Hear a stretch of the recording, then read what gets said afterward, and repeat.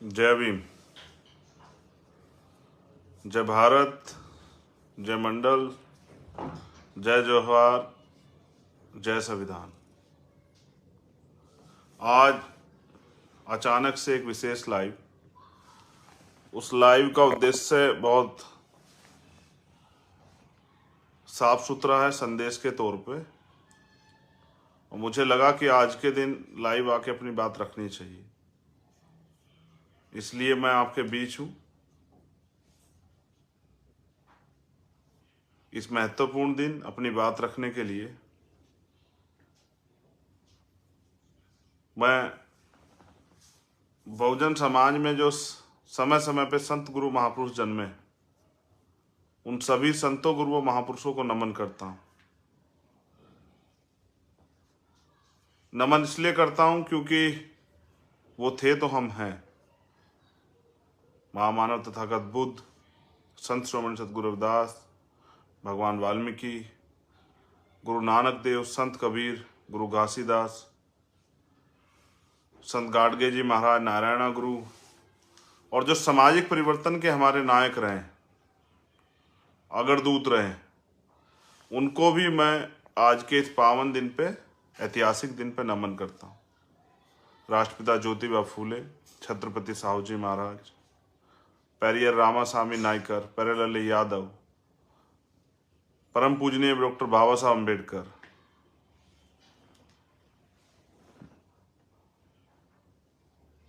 मान्यवर दीना भाना वाल्मीकि साहब, मान्यवर काशीराम साहब, बाबू जगदेव प्रसाद कुशवाहा, जननायक कपूरी ठाकुर, बाबू जगजीवन राम, महामना राम सुव वर्मा, सर छोटू राम, महाराज सिंह भारती जी, मान्यवर कुंभाराम आर्य जी, ऐसे सभी महापुरुष, संतराम बी ए प्रजापति जी, जिन्होंने अपना पूरा जीवन शोषितों वंचितों के जीवन में परिवर्तन के लिए और उनको हक अधिकार मिले, इसके लिए लगाया, उन सभी रहबरों को नमन करता हूं।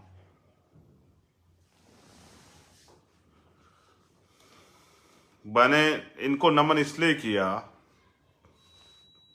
क्योंकि उनका संघर्ष,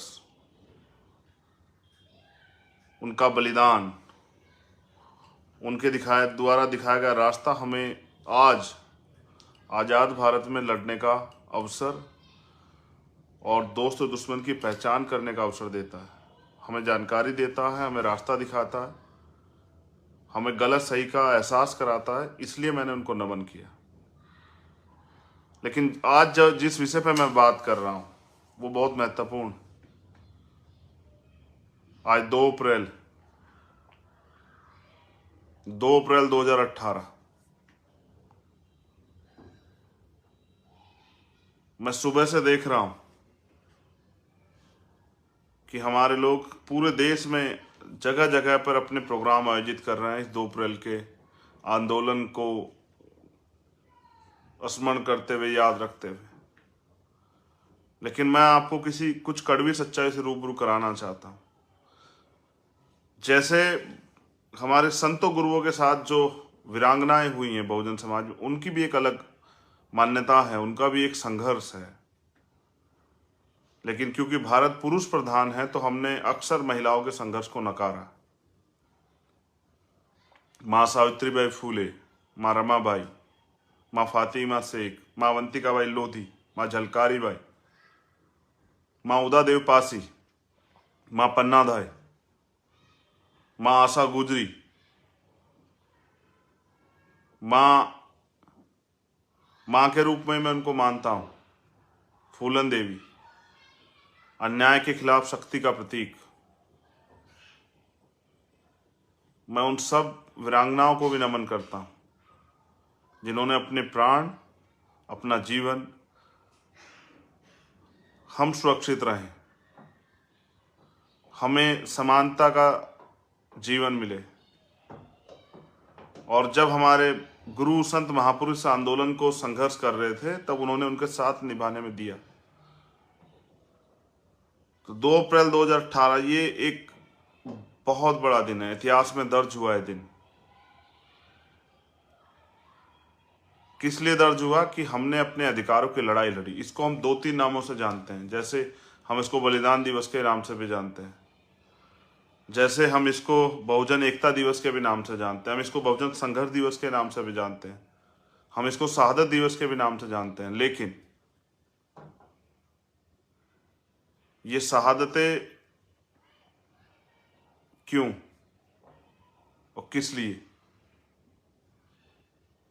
और उस शहादतों से हमने क्या सीखा, और भविष्य की क्या तैयारी हमारे पास? 2 अप्रैल का आंदोलन क्यों करने की जरूरत पड़ी?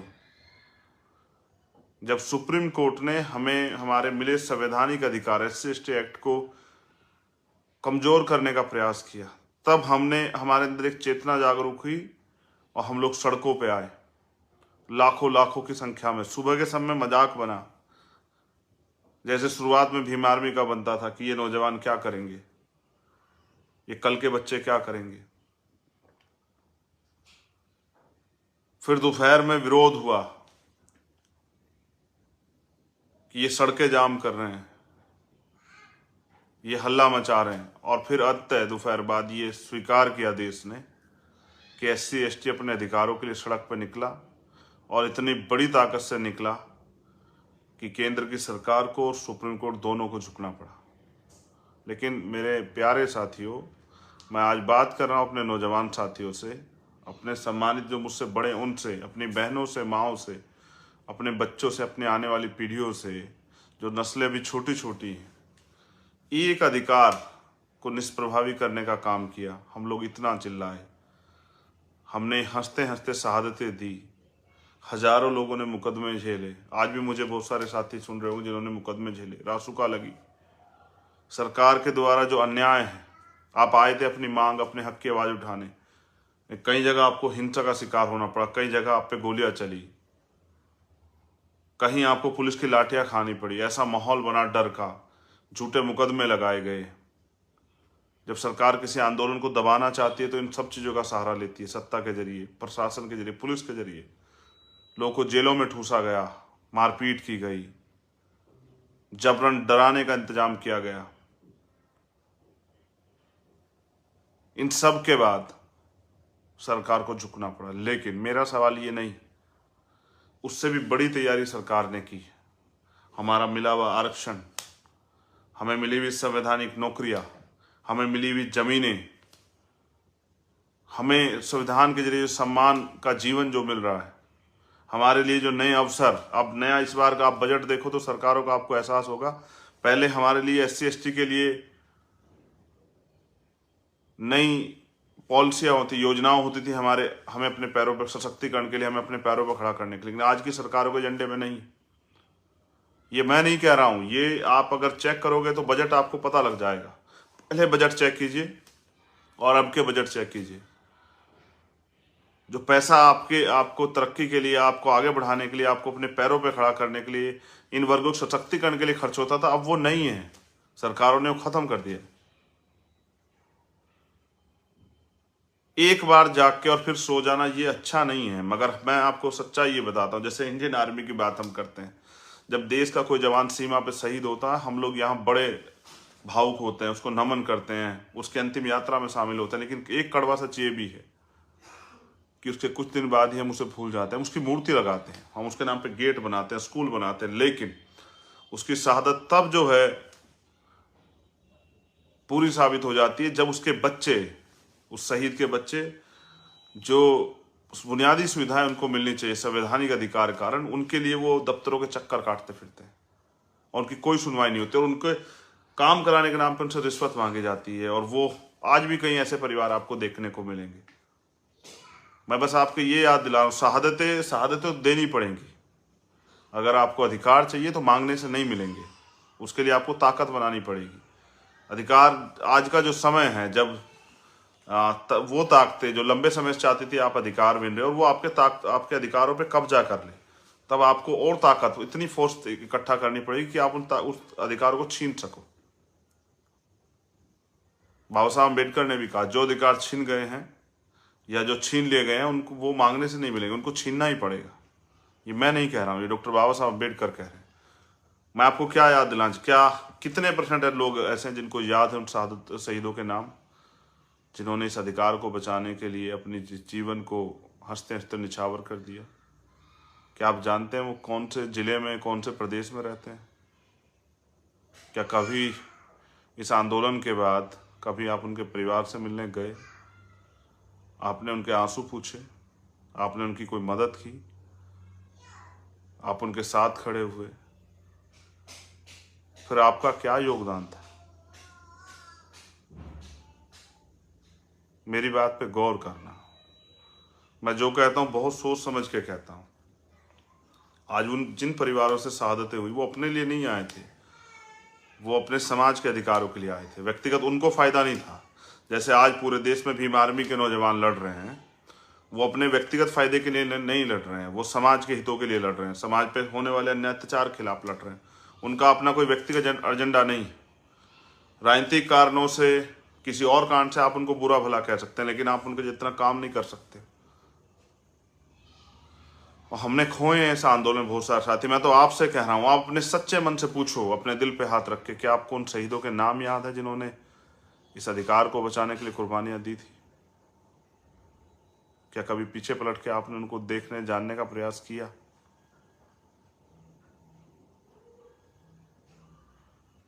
फिर कभी कोई अन्याय होगा, फिर कोई अधिकार छिनेगा, फिर बड़े पैमाने पर इकट्ठा होंगे, फिर सरकार जबरन जेलों में भेज देगी, मुकदमे लगा देगी, मारपीट करेगी, लाठी गोली सबका सहारा लेगी।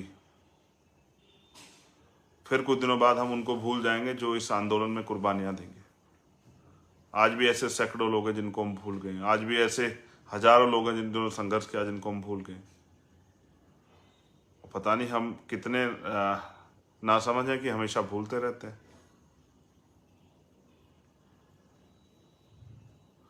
मैं तो बस आपके याद दिला रहा था कि वो सब नौजवान अपने निजी स्वार्थ में नहीं, समाज के मान सम्मान की रक्षा के लिए सड़कों पे आए थे। उनके हिस्से में क्या आया, उनके परिवारों के हिस्से में क्या आया, मैंने तो वादा किया अपने लोगों से कि जिस दिन मेरे पास अवसर होंगे मैं दिखाऊंगा उन परिवारों के लिए हम क्या कर सकते हैं। लेकिन उससे भी बड़ा अन्याय रोज जो जाति धर्म के नाम पे इस देश के वंचित वर्ग के लोग सहते हैं, जातिगत हिंसा, रोज वो भी सहा देते हैं। जो सीवर में हम लोग सहते हैं, गटर में उतर के जो हमारी जान जाती, वो भी सहा देते हैं। और क्योंकि व्यवस्था ने हमें इतना कमज़ोर बनाया और सत्ता हमारे हाथ में नहीं है कि मजबूरी में अपना घर का चलाने के लिए, अपने बच्चों के पेट में रोटी पहुंचाने के लिए, उनकी किताबें, उनकी इलाज के खर्चे के लिए, घर में परचून के सामान के लिए, रसोई के सामान के लिए हमें मजबूरी में काम करना पड़ता है। मेरा काम है आपको समझाना। मैं आज आपको राजनीतिक बात बताने नहीं आया, मैं तो बस आपसे कहने आया हूं कि क्या आप शहादतों का मूल समझते हैं? अगर समझते हैं तो फिर जो लोग लड़ रहे हैं उनका साथ दीजिए। उसके बाद भी हमने 2 बार भारत बंद किया है, कोई शहादत नहीं हुई, क्योंकि बिना नेतृत्व के अगर आंदोलन होगा तो नुकसान की संभावना ज़्यादा है, अगर दिशा निर्देश नहीं होंगे। उस आंदोलन से मैंने बहुत सीख ली थी। मैं उन हजारों नौजवानों को सलूट करता हूँ, जय भीम, क्रांतिकारी जय भीम पेश करता हूँ, जय जोहार पेश करता हूँ, जिन लोगों ने इस अन्याय में बहुत सारे दुख सहे, खूब मार खाई, खूब अन्याय सहा, आज भी मुकदमे झेल रहे हैं। मैं उन सभी नौजवानों को जो जहां भी और मुझे सुन रहा है, सोचे मैं स्पेशल आप ही का नाम लेके कह रहा हूं कि मेरे भाइयों, आपने उस दिन को, आज का जो दिन था 2 अप्रैल 2008, आपने उसको इतिहास में दर्ज करा दिया। आप योद्धा हो, और आपको पैदा करने वाली माँ और पिता भी योद्धा हैं, जिन्होंने आप जैसे योद्धा को जन्म दिया। मुझे गर्व है कि मैं आप में से एक हूँ। मुझे गर्व है कि जब आप लड़ते हैं तो इतिहास में दर्ज हो जाते हैं और इतिहास में दर्ज करा देते हैं अपने संघर्ष को। आप सब भाइयों को मेरी तरफ से दोबारा से जय भीम। आपका संघर्ष, आपका बलिदान व्यर्थ नहीं जाएगा। मैं ये बताने के लिए लाइव हूँ कि आपने जो दर्द सहा वो भी व्यर्थ नहीं जाएगा। आपने जो जिन उम्मीदों के साथ वो लड़ाई लड़ी वो भी व्यर्थ नहीं जाएगी। हमारे महापुरुषों के अधूरे सपने भी पूरे होंगे। उनके संघर्ष की का जो मोल है वो भी उद्देश्य जो मोल है वो भी जिंदा रहेगा, वो उद्देश्य भी जिंदा रहेगा, वो उम्मीदें भी जिंदा रहेंगी, हम कामयाब भी होंगे। लेकिन इस तरह भूलने से काम नहीं चलेगा। मैं भी 16 महीने जेल में रहा। हमारे लोग राजनीतिक कारणों से कुछ आरोप लगा देते हैं, लेकिन कभी 2 दिन समाज के लिए घर से निकलिए तो शायद आपको एहसास हो जाएगा कि क्या सहता एक क्रांतिकारी, एक समाज सेवी, जब वो समाज की लड़ाई लड़ने के लिए बाहर निकलता है, दूसरे लोगों का विरोध होता है और अपने लोग भी जाने अनजाने में उसका मनोबल तोड़ने का काम करते हैं। 500 से ज़्यादा दिन होते हैं। हर एक रात जेल की ऐसे गुजरती है जैसे लगभग 1 महीना हो। दिन के इंतजार में आंखों के रंग सूखे पड़ जाते हैं। मैंने वो जीवन जिया है।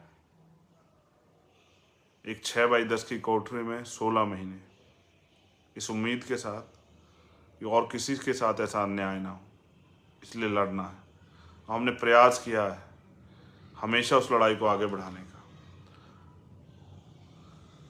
आज मैं अपने संघर्ष से ज़्यादा आपके संघर्ष को, जो 2 अप्रैल 2018 में जिस भी साथी ने जितना जहाँ भी संघर्ष किया, मैं उनके संघर्ष को ज़्यादा बल देता हूँ। और मैं मानता हूँ कि आपका संघर्ष देखने लायक था। आपने इतिहास में रचा, आपने इस आंदोलन को इतिहास में दर्ज कराया। मेरी तरफ से आपको बहुत बहुत मंगल कामनाएं। हर उस भाई के लिए कह रहा हूँ जो कहीं भी था देश के किसी भी कोने में, और उसने समाज के लिए होने वाले और अपने स्वाभिमान सम्मान के संघर्ष की लड़ाई लड़ी। लेकिन फिर आपसे कह रहा हूँ कि इस तरह अगर आप सादतों को भूल जाओगे तो फिर दोबारा से शायद कोई ईमानदार से लड़ने ना आए। तो जो लड़ रहा है उसका सम्मान कीजिए। मैं उनके लिए बोल रहा हूँ जो 2 अप्रैल 2018 के साथी। मेरा तो जीवन ही ये है, मेरे साथियों का तो जीवन ही है। उनके लिए तो हर दिन 2 अप्रैल जैसा, जब उनको खुद को साबित करना होता है हर लड़ाई में। आज भी कहीं ना कहीं भीम आर्मी के लोग आंदोलन कर रहे होंगे, जैसे मुंबई में, जैसे गुजरात में, जहाँ एक बहन के साथ अन्याय अत्याचार हुआ और कार्रवाई नहीं हो रही, कार्रवाई के नाम पे खाना पूर्ति हो रही। मैं भीम आर्मी के भी एक साथी को, जिनकी वजह से मैं हूँ, जो मेरा परिवार है,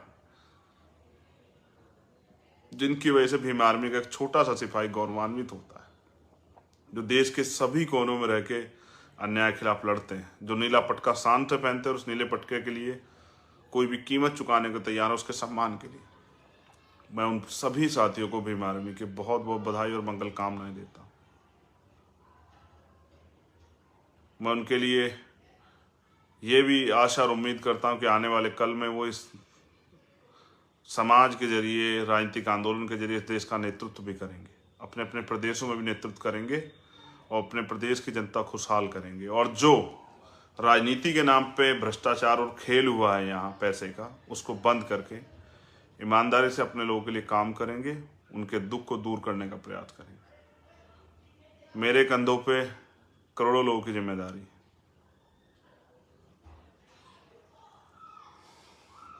जब मैं जाता हूँ कहीं तो उन बहनों के, माँओं के आंसू देख के अंदर तक हिल जाता हूँ। वो उम्मीद करती हैं कि कल ये हमारा सहारा होगा। जिस तरह घर में अपने बेटे को देखती है, इस तरह से हमें भी देखती है कि ये बेटे की तरह मेरे जीवन में कुछ परिवर्तन करेगा। मैं वादा करता हूँ उन करोड़ों माँओं से, अपनी उन बहनों से, करोड़ों अपने उन भाइयों से, आज के इस पवित्र दिन, आज के इस ऐतिहासिक दिन, कि हम इसी जीवन में अपने महापुरुषों का सपना भी पूरा करेंगे, बाबा साहब अम्बेडकर और माननीय काशीराम साहब का, और सामाजिक परिवर्तन, आर्थिक मुक्ति के आंदोलन को सफल भी करेंगे। इस देश के संविधान की रक्षा भी करेंगे, उसको लागू भी कराएंगे। बस आप संघर्ष को ना भूलें और आपके हाथ वो मेरी पीठ पे हों या मेरे हाथ में हों, जो मुझे आगे बढ़ने का हमेशा उत्साह देते हैं। भीम आर्मी को उत्साह देता रहे, आज़ाद समाज पार्टी को ताकत देते रहे। बहुत बहुत धन्यवाद आप सभी के लिए, पुनः मंगल कामनाएं। एक बार पुनः उन सभी वीरों को नमन जिन्होंने अपना सब कुछ, अपना जीवन सर्वत्र निछावर किया समाज के मान सम्मान के लिए। उनके माता पिताओं को, उनके परिवारों को नमन। जय भीम। मैं वादा पुनः दोहराता हूँ कि जिस दिन हम ताकत में होंगे उस दिन परिवारों के लिए वो करेंगे जो शायद पहले कभी ना हुआ। जय भीम।